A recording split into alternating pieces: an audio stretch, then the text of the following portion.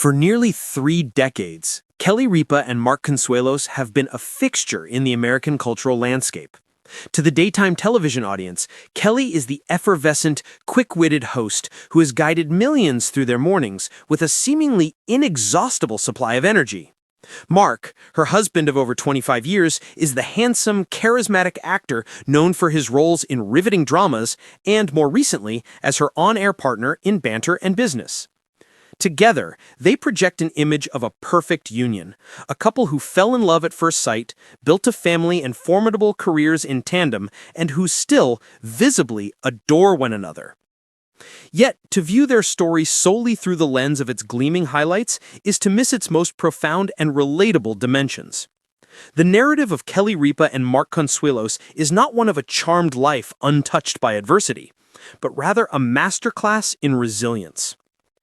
It is a story written in the margins of the tabloid headlines and behind the studio lights, a chronicle of private heartbreak, profound health anxieties, professional battles fought behind closed doors, and the conscious, daily choice to fortify their partnership against the unique pressures of life in the spotlight. This is an exploration of the heartbreaking moments and health challenges that have shaped them, the unwavering solidarity that has sustained them, and the hard-won wisdom they carry as a testament to a love that is not perfect, but is powerfully, enduringly real. The foundation, a whirlwind beginning and the conscious construction of a partnership. To understand their resilience, one must first appreciate the unconventional foundation upon which their relationship was built. Their meeting on the set of the soap opera All My Children in 1995 is the stuff of Hollywood legend. He was the new guy, a struggling actor. She was the established starlet. The chemistry was immediate and volcanic. In a move that defied conventional dating wisdom, they eschewed a lengthy courtship. After a secret whirlwind romance, including a now-famous date where they were so engrossed in each other they failed to notice a fire alarm evacuating the entire restaurant, they flew to Las Vegas and eloped on May 1st, 1996. This impulsive beginning, however, was followed by a deeply intentional and private effort to build something lasting. They kept their marriage a secret for months, not just as a publicity strategy, but as a way to protect their fledgling union from external opinion and pressure. This early decision established a pattern that would define their entire relationship, a fierce, almost fortress-like protection of their private world. They were not just two individuals who happened to be married, they were a unit, a team Consuelos, a small self-contained entity navigating the turbulent waters of fame together. This unity would become their greatest asset. In the years to come, as they welcomed 3 children, Michael, Lola, and Joaquin, and juggled demanding careers, their partnership was the constant. They spoke of each other not with the saccharine language of celebrity magazines, but with the deep respect of co-CEOs of their shared life. Mark has often referred to Kelly as his best friend, while Kelly has frequently described their relationship as a partnership first and foremost. This pragmatic, yet deeply loving approach provided the stable ground from which they could face the challenges that life and their very public professions would inevitably throw their way. The public battles, professional heartbreak, and the fight for agency. While their personal union was strong, their professional lives were often a source of public stress and heartbreak, played out on a national stage. For Kelly Ripa in particular, the platform of her daytime talk show became both a blessing and a battleground. The Live with Regis and Kelly era, a slow-burning crisis of respect. For 11 years, Kelly Ripa co-hosted Live with Regis and Kelly alongside television icon Regis Philbin. While the on-air dynamic was often playful and avuncular, behind the scenes a more complex story was unfolding. Kelly has since spoken about the profound professional challenges of that time.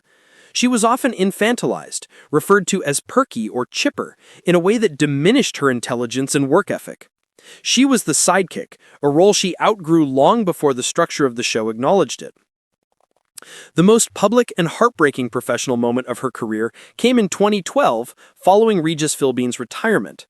The search for his replacement was a protracted and, from the public's perspective, awkward process. But the true gut punch came when, without her knowledge or consent, the network announced that Michael Strahan would be her permanent co-host. She was informed mere minutes before the news was released to the world. The disrespect was staggering. She felt blindsided, marginalized, and treated as a passive participant in her own professional destiny. Her response was a masterstroke of quiet dignity. She took a scheduled vacation week, refusing to be on the stage for the announcement. Her absence was a deafening statement. The media frenzy that followed painted the network as profoundly sexist and out of touch. When she returned, she delivered a carefully crafted monologue, expressing her love for the audience and her crew and acknowledging that there is a lot to process. She never explicitly threw the network under the bus, but her hurt and her principles were clear. This was a heartbreaking moment not of personal loss, but of professional betrayal. It was the moment she realized that, despite her decade of loyalty and hard work, she was not seen as a stakeholder, but as a commodity. This public humiliation, however, became a catalyst for profound change. It steeled her resolve. When Michael Strahan left the show under similarly controversial circumstances a few years later, the power dynamic had shifted. This time, Kelly was instrumental in choosing his successor. And that successor was her husband, Mark Consuelos. The heartbreaking professional dismissal she had endured was ultimately rectified by an act of profound personal and professional reclamation. She had taken control of her narrative, and in doing so, solidified the show, Now Live with Kelly and Mark, as a true partnership in every sense of the word. The private struggles, health, family, and the weight of silence. If the professional battles were public, the personal health struggles faced by the Consuelos family have been largely and fiercely guarded. It is in these private moments that their strength as a unit is most evident. Mark Consuelos and the silent struggle with depression. In recent years, Mark has bravely opened up about his lifelong battle with depression. He has described it not as situational sadness, but as a clinical, physiological condition that he has managed for most of his adult life. There were periods he has shared where the weight was immense, times where he would struggle to get out of bed, where a pervasive sense of dread and apathy would color his world. For a man in the public eye, expected to be charming and engaging, this internal struggle created a painful dichotomy. This was a heartbreaking challenge not just for Mark, but for the entire family. Kelly has spoken about the early days of their relationship, trying to understand the shifts in his mood, learning to differentiate between a bad day and something more profound.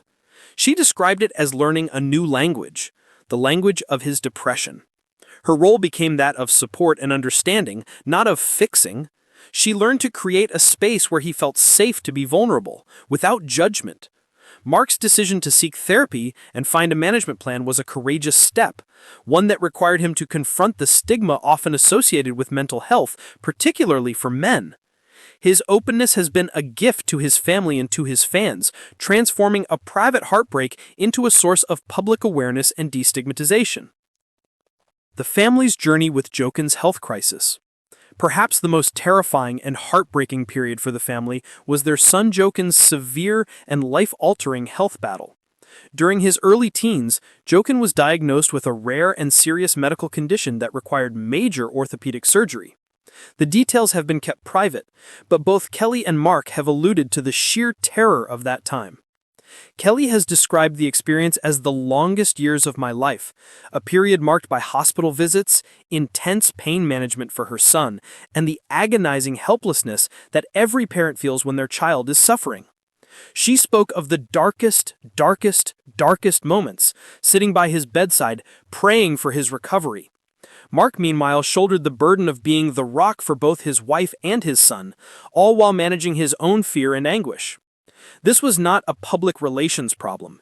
It was a life and death crisis that threatened the very core of their family. The emotional toll was immeasurable. It forced them to confront their deepest fears and prioritize their family in a way that fame and career simply could not compete with. The process of Jokin's recovery, a long, arduous road of physical therapy and emotional resilience, became a central focus for the entire family. It was a heartbreaking journey, but one that ultimately reinforced their bonds.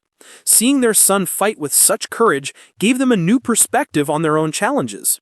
The experience, while traumatic, taught them a profound lesson in gratitude, resilience, and the fragility of life. Kelly Ripa's lifelong dialogue with her body and public scrutiny. On a different, yet still significant axis of health, Kelly Ripa has navigated a lifelong public commentary on her physique.